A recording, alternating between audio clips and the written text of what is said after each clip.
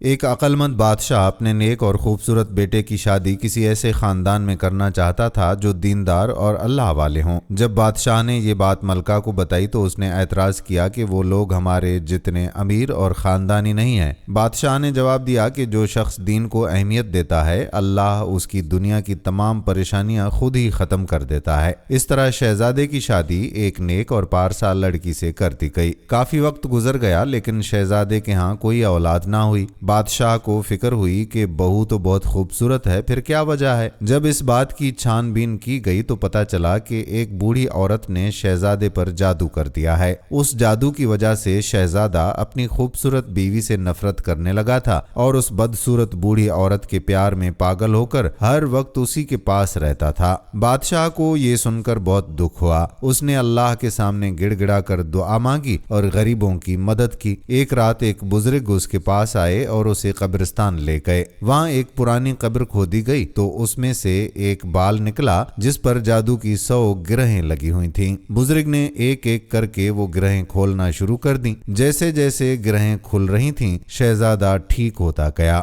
جب آخری گرہ کھلی تو جادو کا اثر بالکل ختم ہو گیا۔ شہزادے کی آنکھوں سے وہ پردہ ہٹ گیا جو جادو نے ڈال رکھا تھا اور اب اسے اصلیت نظر آنے لگی۔ جب شہزادہ اس بوڑھی عورت کے پاس گیا تو اسے دیکھ کر اسے اتنی گھن آئی کہ اس کا جی خراب ہونے لگا۔ اسے اپنی عقل پر حیرت ہوئی کہ وہ اس بدصورت عورت کے پیچھے کیسے پاگل تھا۔ پھر جب وہ اپنے گھر آیا اور اپنی بیوی کو دیکھا تو اس کا چہرہ چاند کی طرح چمکتا ہوا نظر آیا۔ وہ اپنی بیوی کی خوبصورتی دیکھ کر بے ہوش ہو گیا۔ جب اسے ہوش آیا تو اس نے اللہ کا شکر ادا کیا کہ جس نے اسے اس جادو سے نجات دی۔ دوستو، مولانا رومی رحمت اللہ علیہ فرماتے ہیں کہ یہ دنیا اس بوڑھی جادوگرنی کی طرح ہے۔ اس نے انسانوں پر ایسا جادو کر رکھا ہے کہ ہم اس کی عارضی چمک دمک میں پھنس کر اللہ اور اس کے رسول صلی اللہ علیہ وآلہ وسلم اور اپنی آخرت کو بھول چکے ہیں۔ جس دن موت آئے گی اور یہ جادو ٹوٹے گا، اس دن انسان کو احساس ہوگا کہ وہ کتنی بیکار چیز کے پیچھے